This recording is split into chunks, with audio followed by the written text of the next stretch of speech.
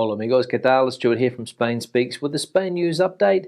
And Brussels has officially delayed Spain's economic recovery, but more about that in just a moment. Firstly, a big thanks to all of the people that left comments on the last video. Lots of comments, lots of debate happening there as usual. Thanks to people that supported the channel through a donation. You can see your name here. Thanks to people that bought merchandise, and a big thanks to my patrons on Patreon for your ongoing support. Now, let's get into the news, and as I said, it's now official. Brussels has delayed Spain's economic recovery until 2023. As we can read in this article from Antena 3, Spain is no stranger to the economic threats that surround us. The European Commission knows this and believes that problems such as the global supply crisis or the escalation of electricity prices will affect us considerably. This has led to the Brussels technicians to downgrade our growth forecasts. If only 4 months ago they thought we would grow by 6.2% in 2021, now that figure is reduced to 4.6%, more than 1.5 points, a huge drop in such a short time. For 2022, the reduction is almost 1 point, from 6.3% to 5.5%. The Commissioner for the Economy, Paolo Gentiloni, acknowledges that things will be slower than they thought last July, but he wanted to emphasize that our economy is progressing at a solid level with rates of over 4%. The problem is that the return to pre-pandemic levels will not come until the beginning of 2023, while in the euro area this return is already planned for this year. So there we go, the European Commission confirming that Spain is indeed the laggard when it comes to economic growth in the Eurozone. The previous growth rate of 6.2% for 2021 slashed to 4.6%. Now there's some bad news for residents of the city of Madrid when it comes to air quality, and it is that Madrid is the European city with the highest mortality rate associated with nitrogen dioxide pollution. Madrid is the European city with the highest mortality burden associated with nitrogen dioxide pollution, according to a study on the impact of urban air pollution on health led by the Barcelona Institute for Global Health, a centre promoted by the La Caixa Foundation. According to the study, which places Barcelona in 6th place, European cities could avoid 114,000 additional premature deaths each year if they complied with the new air quality recommendations presented by the World Health Organization last September compared to the previous guidelines. So air pollution is still a problem in a lot of European cities, and Spain's capital Madrid out on top when it comes to mortality associated to this type of pollution. Now, Spain's biggest ever bank merger finalises this weekend, with CaixaBank and Bankia completing their integration. And if you are a customer of Bankia here in Spain, you might be without some essential services. As we can see here, CaixaBank and Bankia complete their technological integration.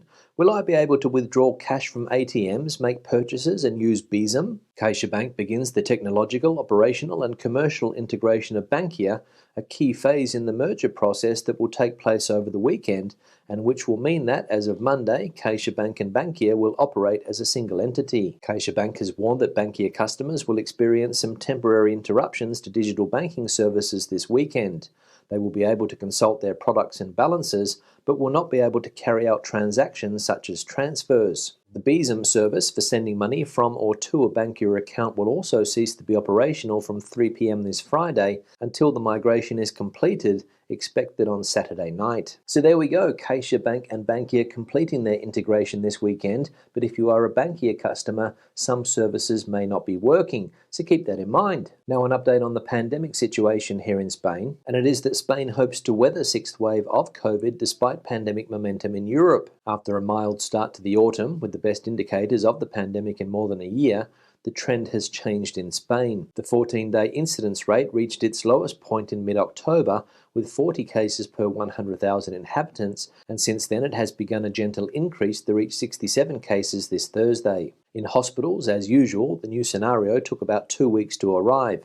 The number of hospitalized patients reached its lowest point on the 29th of November, with 1,640 admitted, now 1,933, and in the ICU on the 5th of November with 386. Since then, it has remained almost stable, with some slight upward fluctuations, and now the number of occupied beds is 395. And if we have a look at a summary of the health situation in Spain, we can see that accumulated incidence rate at 67.07, hospitalized COVID patients sits at 1,933, and COVID patients in ICU at 395. When it comes to Spain's COVID-19 vaccination campaign, we can see that the figure seems to be stuck on 78.9% of the population fully immunised against COVID-19, and 80.4% of the population have received at least one dose. Now, we saw in yesterday's video how the British have lost the title of the #1 foreign property buyers here in Spain, and now Germans buy more properties than the British. But where exactly are these properties being bought? Well, if we have a look at this map, we can see that the Balearic Islands hold position #1 when it comes to foreign property buyers here in Spain, with 34.34% of all properties there sold to foreigners. Another popular spot is Alicante, with 33.48% of properties there sold to foreigners. Next, we can see Malaga with 26.53%, and the place in Spain with the least amount of properties sold to foreigners is the province of Lugo in the autonomous community of Galicia, with only 0.36% of properties there falling into foreign hands. So not a lot of changes there when it comes to the hotspots where foreigners like to buy property here in Spain.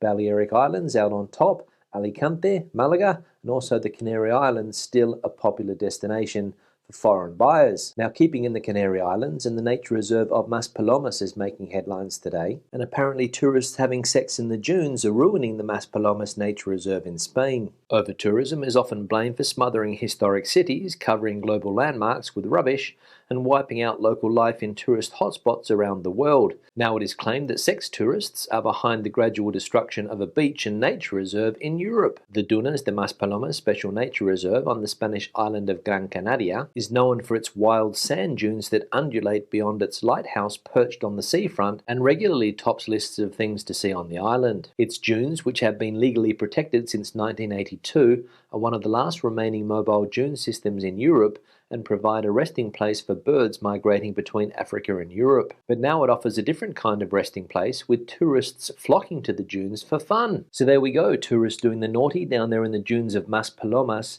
ruining the ecosystem. Now let's have a look at some of the comments from previous videos. One here from Vietnam: thanks Stu, no excuses for the youth. I agree with that comment. Your vlogs are always informative. Yeah, Vietnam, thanks for the comment, and referring to a comment that we saw yesterday from somebody saying that there are no excuses for young people here in Spain not to get a job. Plenty of opportunity in certain sectors, but a lot of young people just don't have the necessary skills. And good to see that you find these videos informative, because that is the main objective of these videos, to provide information about what's going on here in Spain. And good to see a positive comment there in the comment section, because there has been a lot of rubbish popping up there lately. One here from Cossi: cut out the middleman, save a massive amount of money, let Brussels rule Spain. They are halfway there anyway. Yeah, Cossi, thanks for the comment, and if you read Spanish press, you could get the impression that Brussels is indeed trying to cut out the middleman here in Spain, i.e. the government. We saw a story yesterday about German economists, commonly known as the Five Wise Men, questioning whether Spain has the capacity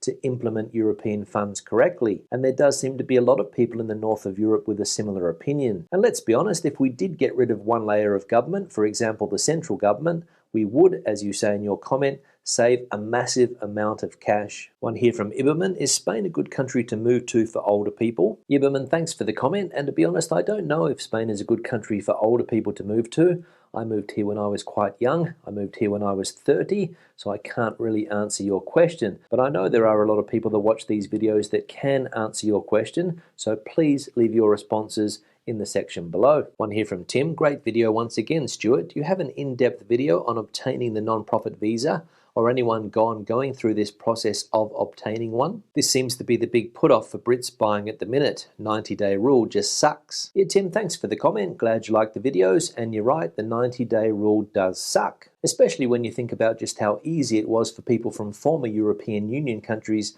to spend as much time here as they liked. And when it comes to the non-profit visa that you mentioned, no, I don't have a video on that topic, but I will definitely look into making one. If anybody has been through the process and would like to be interviewed, get in contact with me. One here from Diogo: about no one trusting in Spain right now. Spain's testing rate is a shame compared to most European countries. That's why the incidence is so low compared to other neighbouring countries. I'm not lying. The ECDC says exactly what I say in the latest report. Yeah, Diogo, thanks for the comment, and I would agree. There's definitely something fishy going on when it comes to the COVID-19 incidence rate here in Spain at the moment. My son's school recently had a massive COVID outbreak, and when we called the local medical centre to get a test, they didn't want to do one. And what's the reason for that? I have got no idea. But I imagine it's got something to do with portraying Spain as a safe destination for tourists, but I could be wrong. And finally, one here from TJ Guide: you use beautiful photos every day for your posts.